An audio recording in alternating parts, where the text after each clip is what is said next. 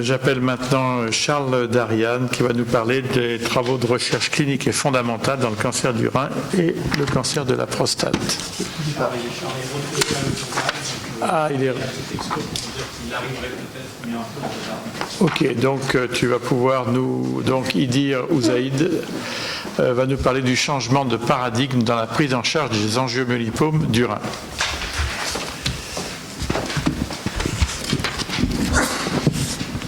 Monsieur le Président, chers collègues et chers maîtres, donc je suis Idir Ouzaïd, je suis PHU à Bichat. Je salue Monsieur Bokanjibo, mon premier maître d'urologie, le professeur Desgranchons également dans la salle, qui m'ont eu comme interne. J'ai décidé de vous parler pas d'une technique moléculaire, mais d'un changement de pratique. Et je profite de l'occasion de la présence de notre ancien président de l'AFU, l'AFU qui m'a octroyé une bourse pour aller à Cleveland, et donc certains de ces travaux ont été faits là-bas, donc je trouvais que c'était une bonne occasion d'en parler. Donc je vous propose le plan suivant. D'abord, qu'est-ce que l'angiomyolipome rénal, plus pour les non-urologues peut-être dans la salle, et puis le paradigme du saignement au-delà de 4 cm, et comment déconstruire ce paradigme aujourd'hui, et comment proposer une prise en charge, à mon avis, de 2019. Vraisemblablement, tout le monde ici a vécu plus de progrès médicaux en médecine que toute l'humanité depuis Hippocrate. L'angiomyolipome rénal, c'est une tumeur bénigne, on ne s'en occupe pas beaucoup, puisque ça ne draine pas beaucoup d'argent en termes industriels, mais c'est non pas intéressant. Donc c'est une tumeur bénigne à triple composante, des vaisseaux dysmorphiques, du muscle lisse et de la graisse. C'est essentiellement une maladie prédominante chez les femmes, avec deux formes cliniques, soit une forme sporadique, majoritaire, seule ou en association avec une lymphangiolimatose pulmonaire, ou bien génétique, avec la fameuse sclérose tubéreuse de Bourneville. D'un point de vue génétique, c'est la mutation de deux protéines, la martine ou la tubérine, qui sont en amont de la voie mTOR, qui est constamment activée chez ces patients-là. D'ailleurs, aux États-Unis, l'éverolimus, qui est un inhibiteur de la voie mTOR, a eu l'AMM dans le traitement des angiomyolipomes du rein chez les patients qui ont une forme génétique. Voici comment ça se présente, l'angiomyolipome rénal sur un scanner. La particularité, c'est le diagnostic facile pour les radiologues, à savoir la présence d'un contingent graisseux au sein de cette tumeur, hétérogène, avec de la vascularisation au milieu et avec la densité négative de la graisse caractéristique au scanner. D'un point de vue immunohistochimie, il y a des anticorps positifs, notamment pour des raisons qu'on ignore, ce sont des anticorps du mélanome, donc la HMB45 notamment, et puis bien sûr des protéines, du fait de la présence du muscle lisse, des protéines caractéristiques du muscle, et plus particulièrement caractéristiques du muscle lisse, notamment la calponine. Particularité de cette tumeur, c'est qu'il peut y avoir des contingents avec des proportions variables, notamment des faibles contenances en graisse, et donc ça peut prêter à confusion avec une tumeur rénale, ou bien une entité un peu particulière de ces tumeurs bénignes, qui est la présence d'un contingent épithélioïde qui, selon certaines études, avait un potentiel malin. Et donc là, la biopsie et l'immunohistochimie a de la place, bien entendu, pour les diagnostics différentiels. Alors de quoi démarre-t-on ? Il y a 33 ans, une publication américaine du Johns Hopkins a dit « Au-delà de 4 cm, il y a un risque hémorragique, donc les tumeurs au-delà de 4 cm, il faut les opérer. » Alors quand on regarde la publication, c'est une revue de la littérature plus 13 patients du Johns Hopkins. Personne n'imaginerait aujourd'hui changer une pratique ou instaurer quelque chose dans la recommandation, qu'elle soit nationale ou même locale, sur une étude de 13 patients. Quelques années plus tard, on a dit « Oui, mais attention, on peut regarder parmi ces angiomyolipomes ceux qui vont saigner plus. » Là, on regarde, les radiologues nous ont dit « Attention, lorsqu'il y a un anévrisme intratumoral supérieur à 5 mm, ça va saigner. » Donc, ça plaide en faveur également du traitement. Conséquence, bien entendu, des imageries intenses et des traitements intempestifs de toutes les tumeurs qui sont au-delà de 4 cm, même si elles sont de découverte fortuite, même si elles sont asymptomatiques, même si elles ne saignent pas. Donc j'arrive à Cleveland, il y a un centre de référence pour l'angiomyolipome à cause notamment de la forme génétique. Je regarde un petit peu ce qui se fait, j'ai constitué une base de données de 400 patients et on regarde et on voit quand même, malgré la renommée internationale de cette institution, il y a quand même beaucoup d'interventionnisme sur ces patients, avec notamment de la chirurgie minéo-invasive, voire même parfois de la chirurgie ouverte, parce que certaines tumeurs peuvent être importantes. Et puis, à côté de ça, il y a quand même une petite cohorte qui prend de plus en plus de temps de patients suivis mais non opérés. Je me suis dit donc, si on pouvait commencer à regarder ça, on va regarder que des patients qui sont quand même opérés malgré des tailles de plus en plus petites, ça pouvait poser quelques questions sur les pratiques.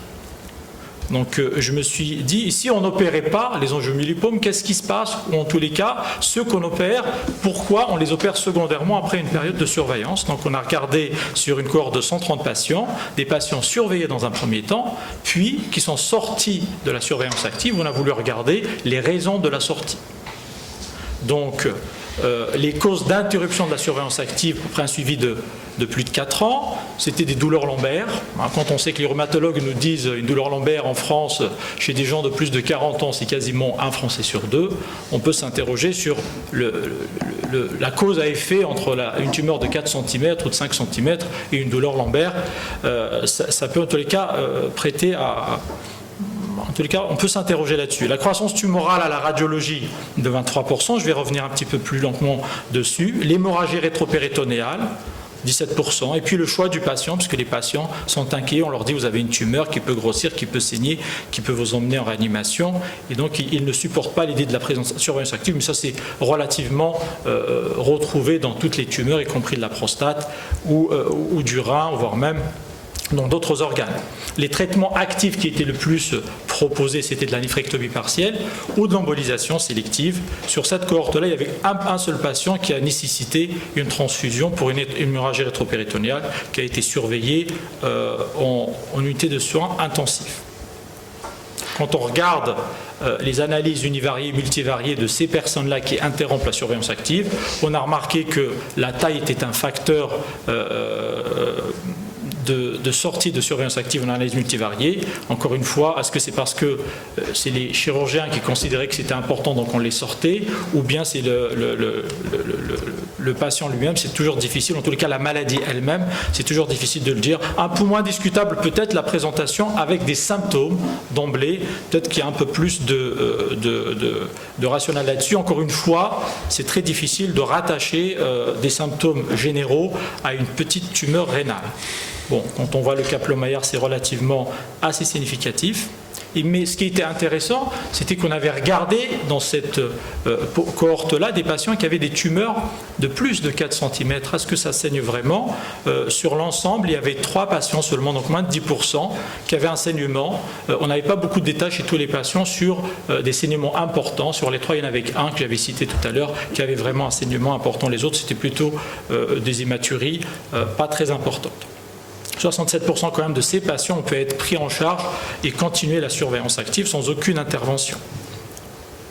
J'ai regardé s'il y avait d'autres équipes qui ont fait la même chose. Un papier qui vient d'une équipe de Toronto, de Michael Jewitt, avec une cohorte également importante, plus de 400 patients. Et là, c'était intéressant, puisqu'ils ont regardé sur une longue période la croissance annuelle de ces tumeurs-là, 0,02 cm. Je ne suis même pas sûr que c'est au-delà de la marge d'erreur qu'on peut faire sur un scanner entre 2 radiologues, sur plus de 91% des patients.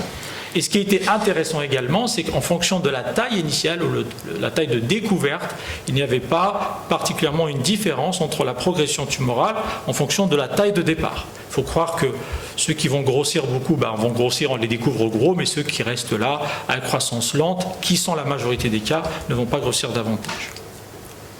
Mais comment peut-on faire du coup avec ces remises en question de ce seuil de 4 cm ? On regarde la littérature, qu'est-ce qu'elle propose? Évidemment, une revue de la littérature regarde ce qui a été publié et reprend les mêmes choses, à savoir, attention, si c'est inférieur ou supérieur à 4 cm, si c'est symptomatique, etc., etc. Et on propose toujours les mêmes et uniques choses, à savoir notamment une partielle ou bien une artério-embolisation. Bien sûr, pour choisir une stratégie thérapeutique, on est tenté de s'intéresser au coût-efficacité. Et puis bien sûr, ici, c'est une tumeur bénigne, donc la préservation de la fonction rénale. Les deux options les plus répandues sont la néphrectomie partielle et l'embolisation sélective. Toujours quand on reprend ce qui a été dit, il y a très peu d'études comparatives entre les deux. On pense toujours qu'il y a plus de complications, à juste titre, après une néphrectomie, qu'elle soit ouverte ou mini-invasive, versus une embolisation. Il y a un peu plus de récidives chez les patients qui ont été embolisés versus quelqu'un qui aurait retiré une tumeur bénigne, mais il y a très peu d'études comparatives. Ce qui nous a amené à constituer une cohorte franco-américaine pour comparer les deux.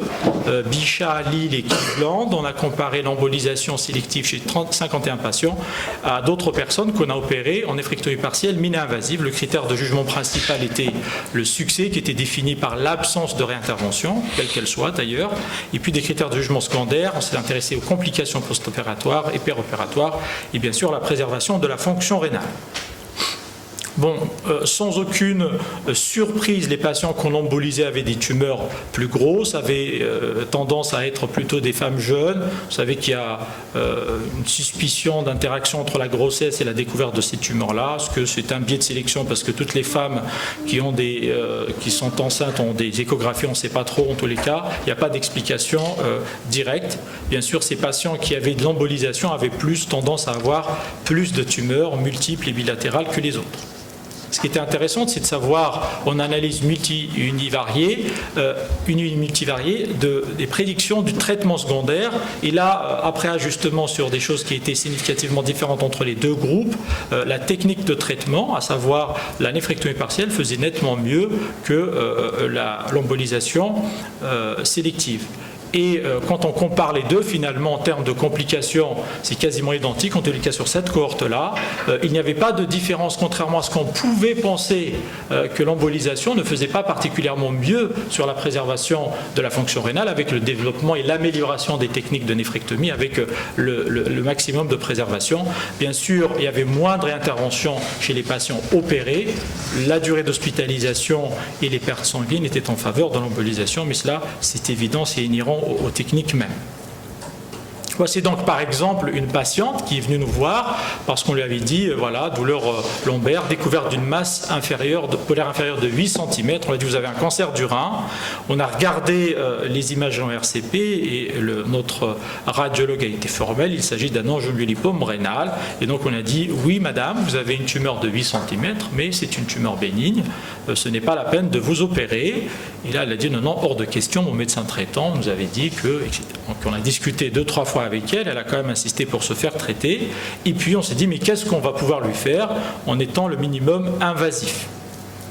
Et là, je remercie Pierre Bigot d'Angers qui m'a donné ces images.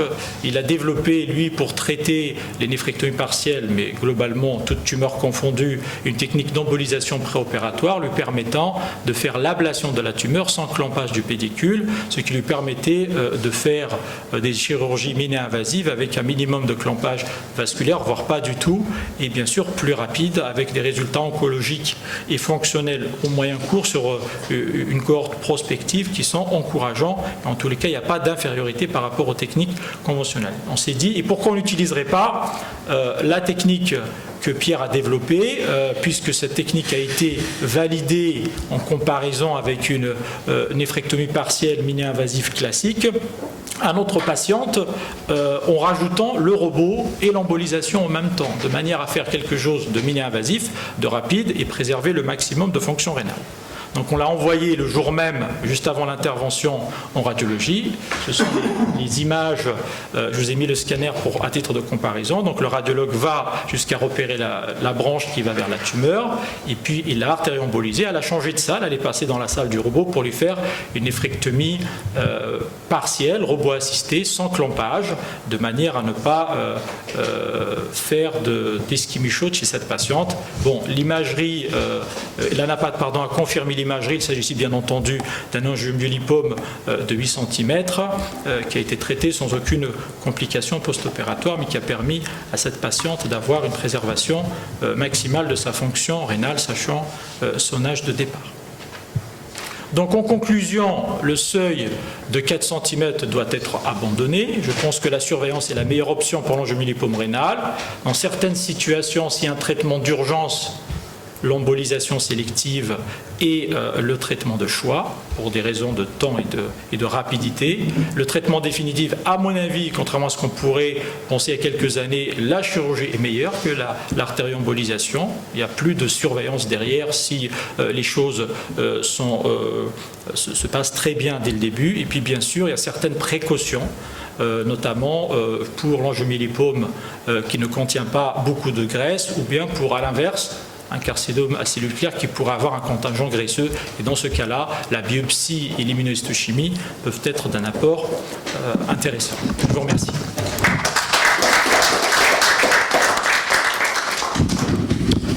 Merci beaucoup. C'est bien d'aller contre les idées reçues, surtout, effectivement, on a beaucoup dans nos spécialités de concepts, d'idées reçues et qui finalement reposent sur pas grand-chose et qu'il faut savoir balayer. Moi, j'ai deux petits commentaires. Bon, parce que moi, on a changé dans notre service justement de la chirurgie. Maintenant, on fait des embolisations pour les grosses tumeurs où il y a un contingent vasculaire qui a l'air important. Et on n'a pas vu vraiment, j'ai pas le souvenir d'avoir vu vraiment beaucoup de récidives après embolisation. Et je me demande, est-ce que c'est vraiment intéressant de faire une néphrectomie partielle après une embolisation, si l'embolisation est bonne, est satisfaisante sur le plan radiologique? Non, je pense que les indications d'embolisation après, des indications de partiel après embolisation, ce ne sont pas des indications systématiques. Là, on est parti sur, pour parler de mon cas clinique, on est parti sur une néphrectomie qu'on a voulu optimiser avec une embolisation première, mais chez un patient qui a un angiomyolipome et qui on décide de faire une embolisation comme choix thérapeutique pour le traiter, que ce soit dans le cadre de l'urgence ou du programmé, je ne pense pas qu'il faille proposer un traitement, sauf s'il y a un échec ou une augmentation de la taille ou un saignement. Ce qui est retrouvé dans la littérature, c'est que le taux de retraitement après embolisation est supérieur forcément par rapport à un patient qui a été embolisé. J'avais une question, Jacques Belghitti. Oui, alors, si paradoxal ça puisse paraître, je vais intervenir parce qu'il y a des angiomyolipomes du foie. Et la question que je voulais vous poser, c'est il a fallu beaucoup de temps pour que, une fois le diagnostic établi, la connaissance de l'histoire naturelle, on décide de ne pas les opérer. Et si j'ai bien compris, c'est une tumeur qui peut être facilement caractérisée au point de vue radiologique, également au point de vue histologique, dont le taux de complication est faible, et par voie de conséquence, il ne faut pas l'opérer, il ne faut pas y toucher. Alors, ce qui se passe, c'est exactement ce qui se passe, c'est qu'actuellement, on assiste à des techniques qui sont des techniques d'embolisation extrêmement électives, des techniques de robots, qui font que on met de côté la connaissance médicale pour n'en arriver qu'à montrer comment on arrive à enlever une boule dans un rein, comment on a enlevé une boule dans un foie. Mais je pense que la vraie démarche qu'on attend, c'est le risque. Le diagnostic étant fait, ces types de lésions, de tumeurs, mais je peux me tromper, ne justifient pas de traitement. Sinon, la principale complication de l'angiomyolipome, c'est la chirurgie. Je suis d'accord avec vous. D'ailleurs, le choix numéro 1, c'est de ne pas traiter ces patients. Alors, je vais vous rajouter autre chose, parce que vous avez reconnu, la décision du malade, elle dépend de la conviction du chirurgien. Bon, Gérard Pascal. Ouais, moi, je vais arrêter. Enfin, j'avais deux questions, mais la première, elle s'arrête, puisque c'était exactement la même que celle de Jacques Belghitti, puisque bon, j'ai une connaissance des angiomyolipomes du foie, mais pas du tout, enfin, qui sont tout à fait exceptionnels, beaucoup plus que pour le rein, mais pour le rein, je n'y connais rien. Donc, ma question va être un petit peu béotienne. C'est-à-dire que dans la vraie vie, parce que je crois que, effectivement, les indications thérapeutiques, probablement, risquent d'être exceptionnelles. Alors, dans la vraie vie, un angiomyolipome qui saigne, c'est-à-dire qui donne lieu, non pas une hématurie massive qui nécessiterait un traitement d'hémostase d'urgence. Ce qui doit être tout à fait exceptionnel. On ne l'a pas vu là, mais disons qu'il saigne, ça saigne un petit peu, il y a une hématurie, puis ça s'arrête de saigner. Quelle est la prédiction d'une récidive hémorragique et est-ce que c'est une indication donc à intervenir? La réponse est clairement non. À part passer le cap de l'urgence quand l'embolisation est satisfaisante et que le saignement s'arrête, il n'y a aucune indication à intervenir. Oui, mais s'il y a une petite hématurie qui ne récidive pas, une hématurie, voilà, et puis c'est quand même une indication à emboliser alors. S'il y a une hématurie macroscopique, je pense que même microscopique, surtout s'il y a un retentissement, je pense qu'il y a une indication à traiter le patient. Après, la plupart de ces patients-là peuvent avoir des hématuries ou des douleurs sans que ce soit vraiment, et c'est très difficile de lier la présence de cette tumeur corticale aux symptômes. C'est là la difficulté, en fait, de se dire, est-ce que vraiment la douleur lombaire décrite par le patient a un rapport avec une masse de 5 cm?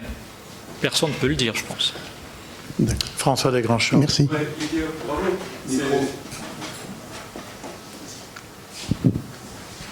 C'est bien de donner un facteur de non-prédiction de saignement, encore qu'on n'a jamais vu saigner un angiomyolipome de moins de 4 cm, je crois, que moi j'ai vu pratiquement mourir un de mes collègues chirurgiens digestifs de rupture spontanée d'angiomyolipome, donc ça, comment dirais-je, émeut un petit peu. Et donc c'est dommage qu'on ne puisse pas, en remplacement de la taille, voir la nature. On parlait des microbules par exemple, un angiomyolipome très vascularisé, peut-être plus tendance à saigner qu'un autre, donc c'est bien de casser quelque chose, mais ça aurait été bien de reconstruire autre chose. Est-ce que tu as trouvé d'autres facteurs prédictifs de saignement? Parce que des saignements arrivent et des collègues peuvent mourir.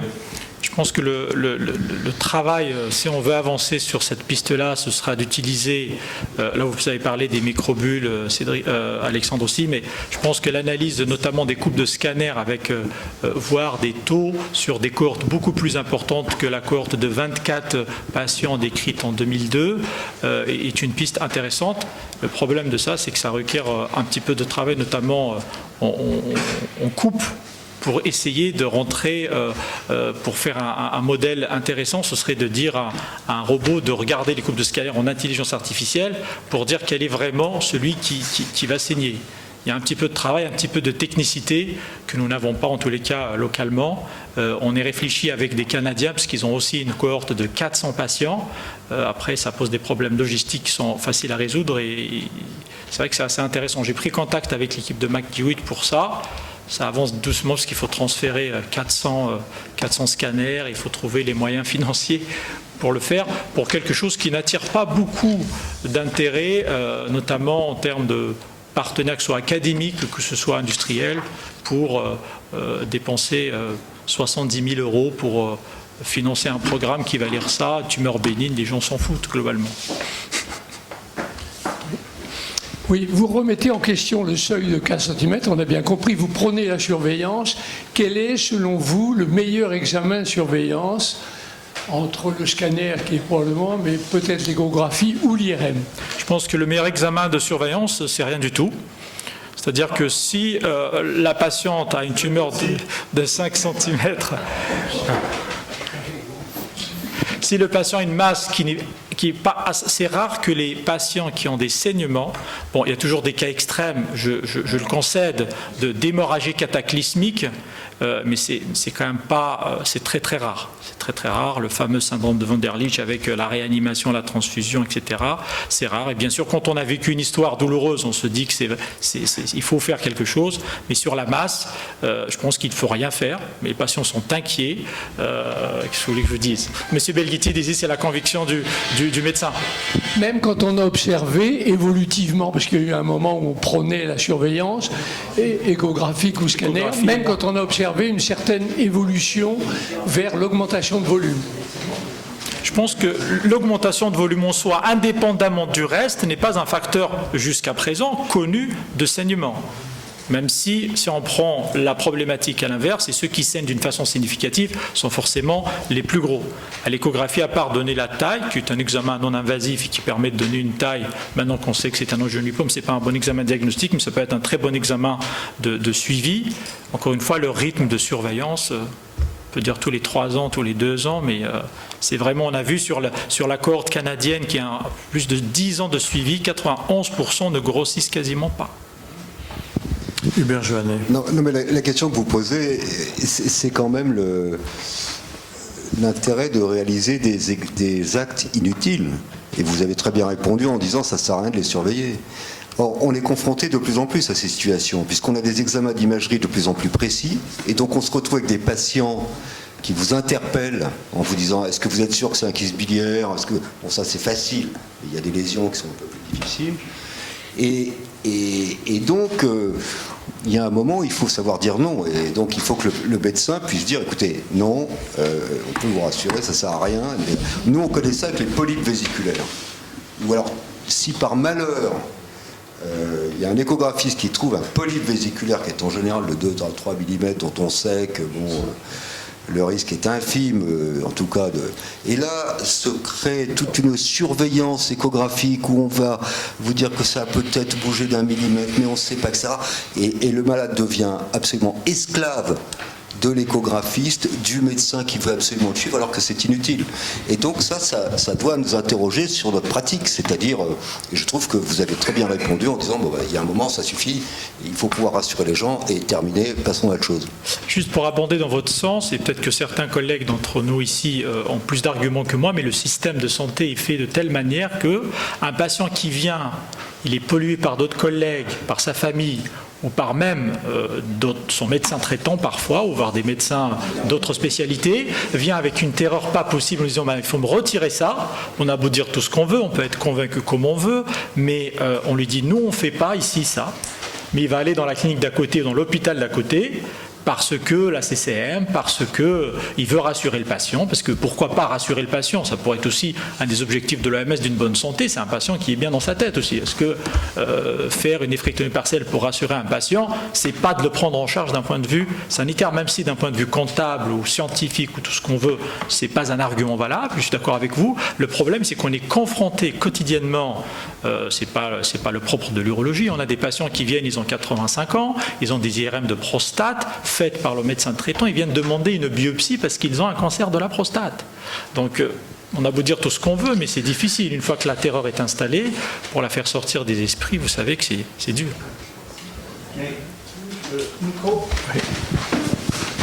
Moi, je vous rassure parce que les tumeurs bénignes du foie, qui étaient un élément à peu près équivalent, il a fallu 10 ans quand même, entre le moment où il était bien établi, les données de la littérature sur l'histoire naturelle, sur la taille, le diagnostic, permettait d'être certain qu'il n'y avait pas d'intérêt à l'intervention. Et les choses se sont finalement mises progressivement. Progressivement, les chirurgiens hépatiques entre eux avaient de plus en plus de honte à présenter des séries d'hyperplasie nodulaire focale ou d'angiome. Ça s'est fait assez progressivement. La seule chose qui m'inquiète, et donc soyez ferme, continuez, allez-y, et voilà, ça viendra. Et la seule chose qui m'inquiète, c'est de voir actuellement, notamment à cause de la robotique et à cause des trucs, c'est le retour de ces tumeurs, de l'interventionnisme sur ces tumeurs-là, qui évidemment à ce moment-là est plus facile et nourri. Et là, je crois qu'il faut être vigilant. Et malheureusement, dans tous les pays du monde, on n'a pas le même niveau de connaissance de la pathologie, comme on l'a en France. On a ce souci de bien connaître la médecine, de bien connaître le truc.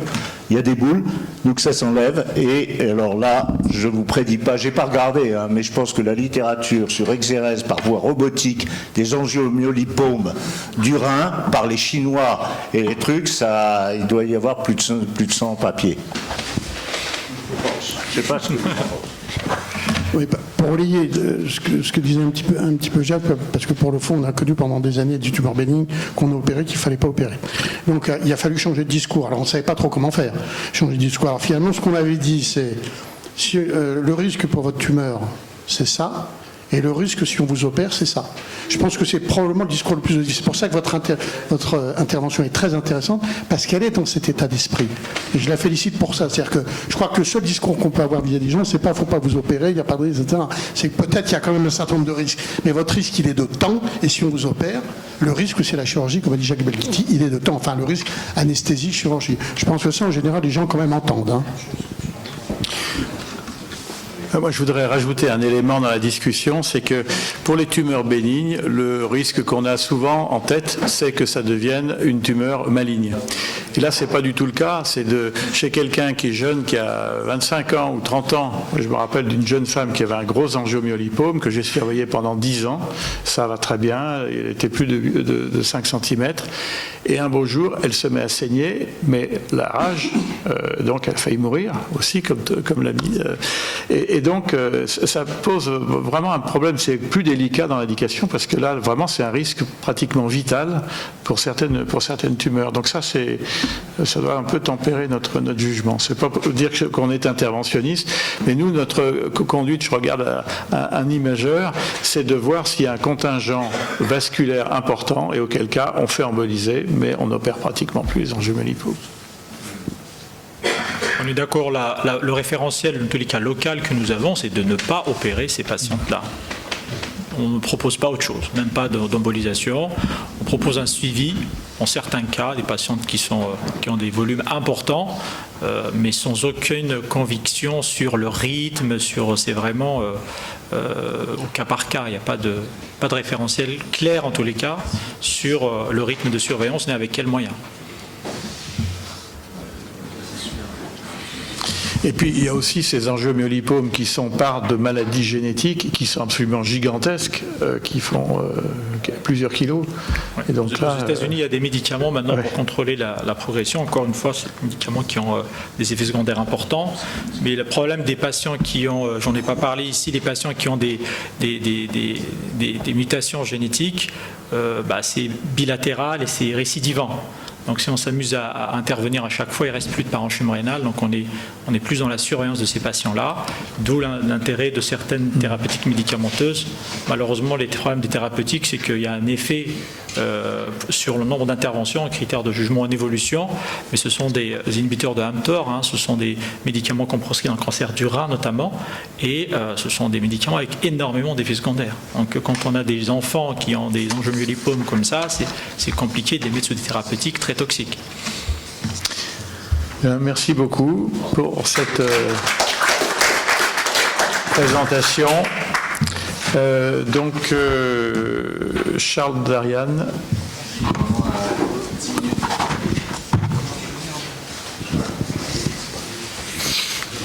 Bon, je pense qu'on va clore la séance. On va clore la séance. Merci beaucoup. Donc, je vous remercie beaucoup les jeunes urologues pour être venus. Jeunes urologues parisiens, parce qu'il y a beaucoup d'autres jeunes urologues en province qui sont aussi méritants que vous. Bien, merci beaucoup.